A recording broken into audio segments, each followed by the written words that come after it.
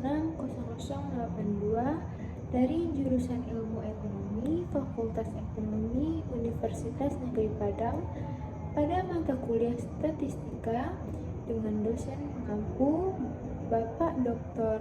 Alphonse Satrianto, SEMP. Nah, pada kesempatan kali ini saya akan memaparkan materi mengenai bab 1, yaitu pengertian dan penggunaan statistika. Sebelum kita masuk ke dalam materinya, alangkah baiknya kita mengetahui terlebih dahulu apa sih pengertian dari statistika itu sendiri. Statistika adalah ilmu untuk mengumpulkan, menata, menyajikan, menganalisis, dan menginterpretasikan dan menjadi informatif untuk membantu pengambilan keputusan yang efektif. Nah, dalam statistika ini ia bekerja mulai dari mengumpulkan data, mengolah, dan menyajikan data, menganalisis, serta menginterpretasikan data. Seterusnya, statistika ini terbagi menjadi dua, yaitu statistika deskriptif dan statistika induktif. Di dalam kedua statistika ini juga terdapat dua bagian. Yang pertama, statistika deskriptif. Terdiri dari materi penyajian data, ukuran perusahaan, ukuran penyebaran, angka indeks, deret berkala, dan peramalan. Sedangkan dari statistika induktif terdiri dari materi probabilitas dan teori keputusan, metode sampling, teori pendugaan, serta pengujian hipotesis. Nah, istilah statistika ini perlu kita pahami karena mempunyai makna yang berbeda dengan statistik. Statistik berbeda dengan statistika, yang mana statistik adalah suatu kumpulan angka yang tersusun lebih dari satu angka. Statistika seperti dikemukakan pada subbab sebelumnya mempunyai kegunaan yang luas dalam bisnis dan bidang-bidang lainnya. Nah, selain itu kita masuk kepada pengguna statistika serta masalah yang dihadapi. Yang pertama, manajemen. Masalah yang dihadapi dalam manajemen ini pun terbagi menjadi 4, yaitu yang pertama, penentuan struktur gaji, pesangon, dan tunjangan karyawan. Yang kedua, penentuan jumlah persediaan barang dalam proses, dan barang jadi. Yang ketiga, evaluasi produktivitas karyawan. Yang keempat, evaluasi kinerja perusahaan. Yang kedua, pengguna statistika dalam akuntansi. Apa saja masalah yang dihadapinya? Yang pertama, penentuan standar audit barang dan jasa, penentuan depresiasi dan apresiasi barang dan jasa.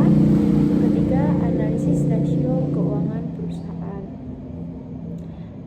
Yang ketiga, di bidang pemasaran. Pada pengguna statistika pemasaran ini juga terdapat masalah yang dihadapinya. Yang pertama, penelitian dan pengembangan produk, analisis potensi pasar, segmentasi pasar, dan diskriminasi pasar. Ketiga, ramalan penjualan. Yang keempat, efektivitas kegiatan promosi penjualan. 4, keuangan. Masalah yang dihadapinya yang pertama, potensi peluang kenaikan dan penurunan harga saham, suku bunga, dan reksadana, tingkat pengembalian investasi beberapa sektor ekonomi. Ketiga, analisis pertumbuhan laba cadangan usaha Dan yang keempat, analisis risiko setiap usaha. Adapun pengguna statistika ekonomi pembangunan, yang pertama analisis pertumbuhan ekonomi, inflasi dan suku bunga. Yang kedua, pertumbuhan penduduk dan tingkat pengangguran serta kemiskinan. Yang ketiga, indeks harga konsumen dan perdagangan pasar. Dan yang terakhir, ada agribisnis. Di dalam agribisnis ini juga terdapat masalah yang dihadapinya. Yang pertama, analisis produksi tanaman, ternak, ikan, dan kehutanan, kelayakan usaha dan skala ekonomi. Yang ketiga, manajemen produksi agribisnis. Dan yang terakhir, analisis ekspor dan impor produk pertanian. Nah, selain dalam bidang ekonomi, statistika juga digunakan dalam bidang teknik, pertanian, komunikasi, dan bidang-bidang lainnya. Jadi, statistika ini tidak hanya berfungsi di dalam bidang ekonomi, tetapi juga berfungsi dalam bidang-bidang lainnya ataupun di dalam kehidupan sehari kita. Nah, statistika dari definisinya sudah meliputi sebagai pengumpulan data, pengorganisasian data, penyajian data, analisis data, dan lain sebagainya. Pada definisi tersebut dapat kita simpulkan bahwa statistika ini juga terbagi dari yang dua jenis, yaitu statistika deskriptif dan statistika induktif.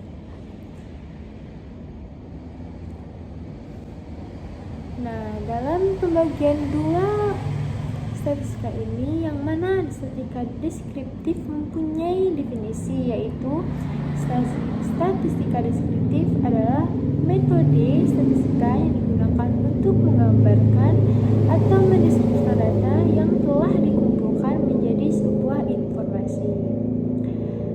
Di statistika deskriptif ini juga mempunyai kegiatan mulai dari pengumpulan, mengolah, dan menyajikan data. Dalam penyajian data ini dapat berbentuk tabel, diagram, dan gambar.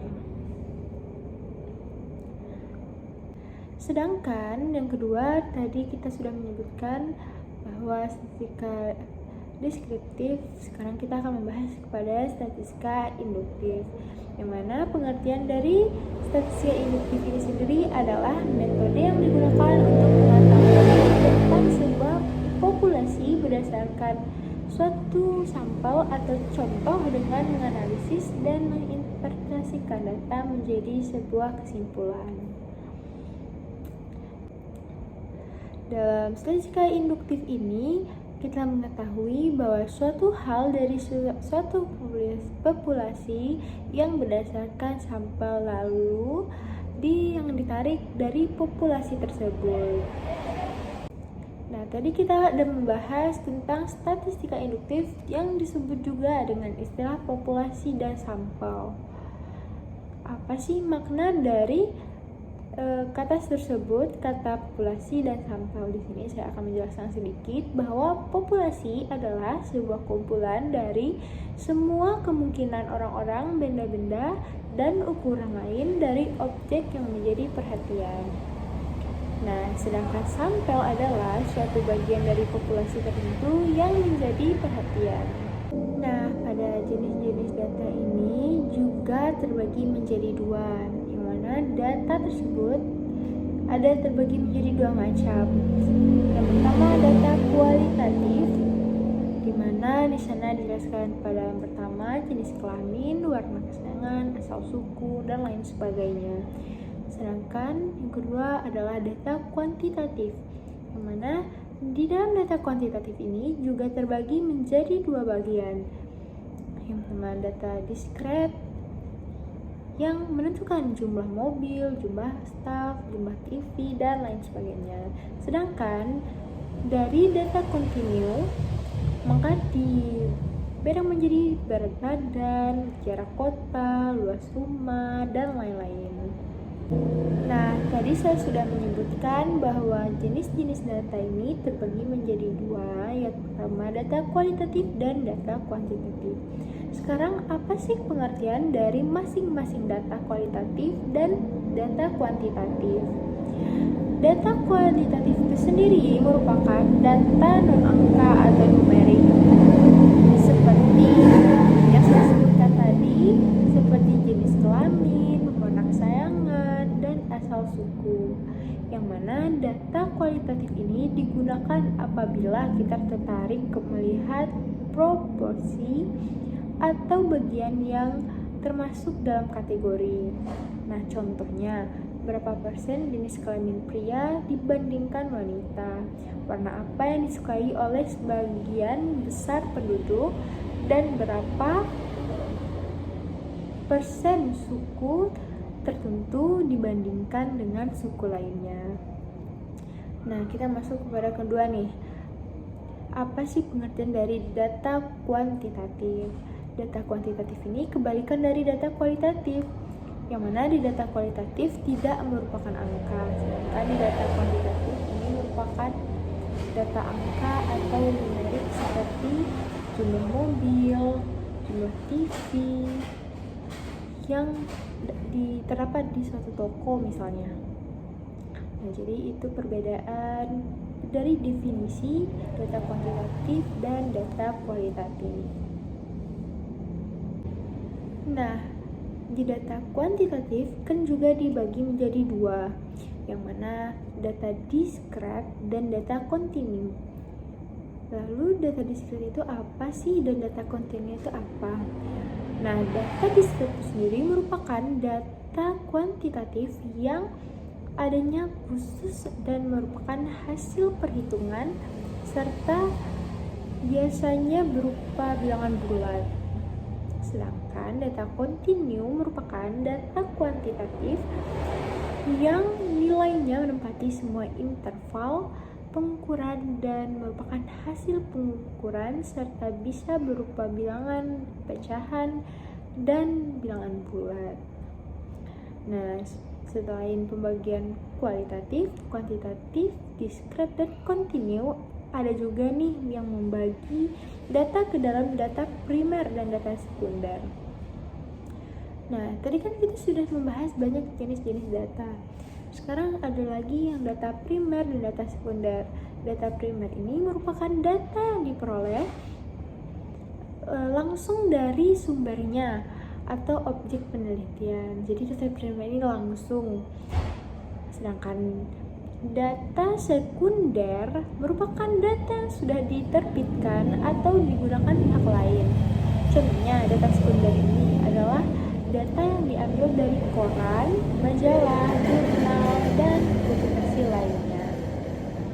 Nah, dapat disimpulkan bahwa data primer ini diambil secara langsung, sedangkan data sekunder ini diambil dari data-data yang sudah ada atau yang sudah disajikan.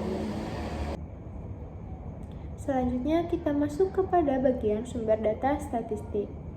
Nah, masalah yang ada di dalam kehidupan ini relatif cukup banyak ya kan. Tetapi terkait dengan masalah ekonomi dan bisnis sangat diperlukan baik data primer maupun data sekunder. Lalu bagaimana sih kita dapat memperoleh data tentang ekonomi dan bisnis di Indonesia? Nah, ini ada beberapa cara dari pusat data yang dapat membantu kita dalam memecahkan permasalahan tersebut. Yang pertama ada Badan Pusat Statistik atau disingkat dari BPS. BPS ini banyak menerbitkan data baik bulanan maupun tahunan. Statistik Indonesia mencakup data ekonomi Indonesia seperti indeks harga konsumen, inflasi, pertumbuhan ekonomi. Yang kedua ada Bank Indonesia atau BI. BI ini merupakan setiap bulan, triwulan, dan tahunan menerbitkan laporan perkembangan ekonomi, keuangan, dan kerjasama internasional. Selain BPS dan BI ini juga ada beberapa data produksi, konsumsi, dan data lain yang bersifat khusus.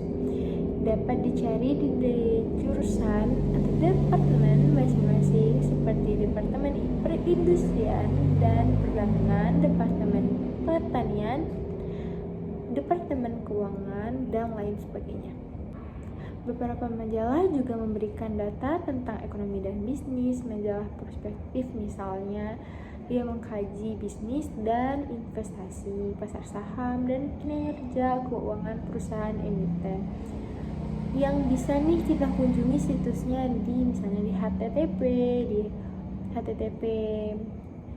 www.produkti.com dan lain sebagainya. Selanjutnya kita masuk ke bagian dari skala pengukuran.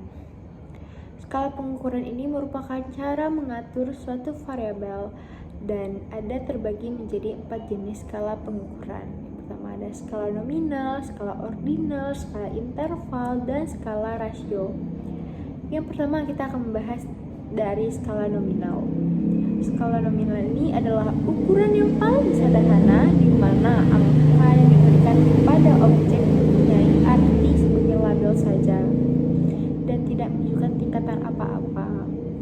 Nah, dari istilah pengukuran skala nominal umumnya digunakan untuk data atau objek yang hanya dapat diklasifikasikan pada beberapa kategori.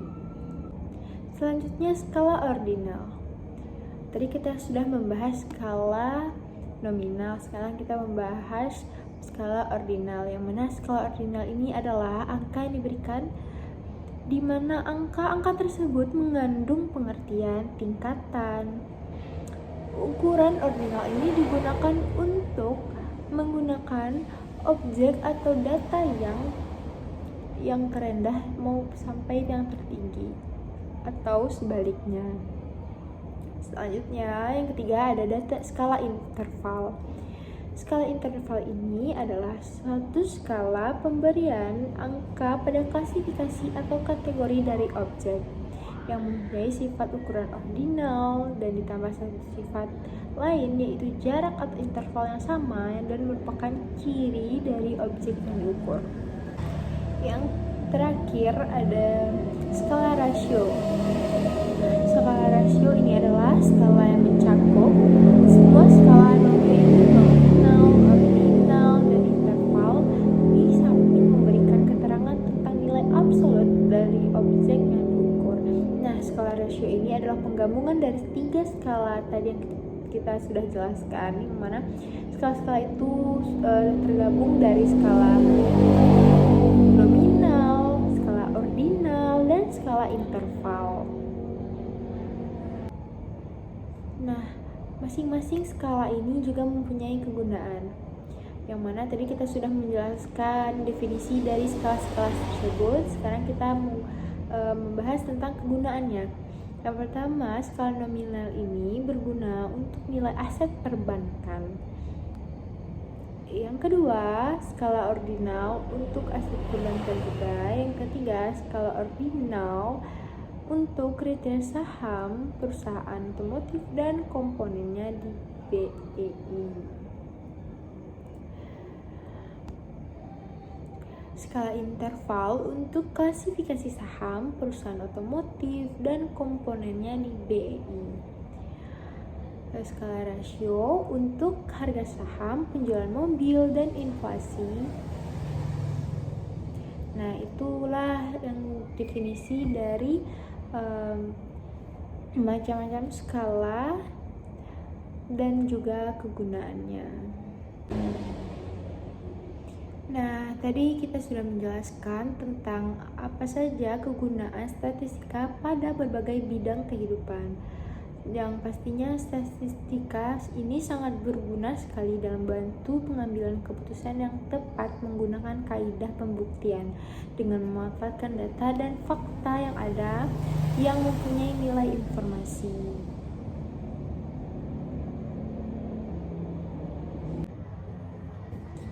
Sekian penjelasan yang dapat saya paparkan pada kesempatan kali ini. Jika ada kesalahan, saya mohon maaf. Assalamualaikum warahmatullahi wabarakatuh.